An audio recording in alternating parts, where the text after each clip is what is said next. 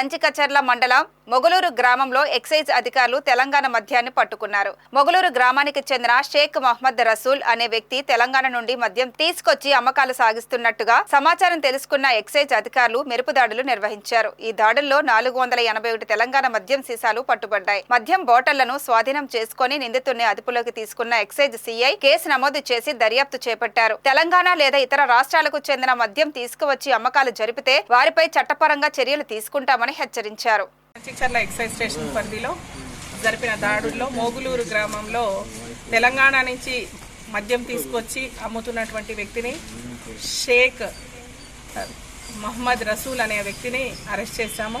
ఆయన వద్ద నుండి 481 మద్యం సీసాన్ని స్వాధీనం చేసుకున్నాము. కేసు నమోదు చేసి అరెస్ట్ చేశాము.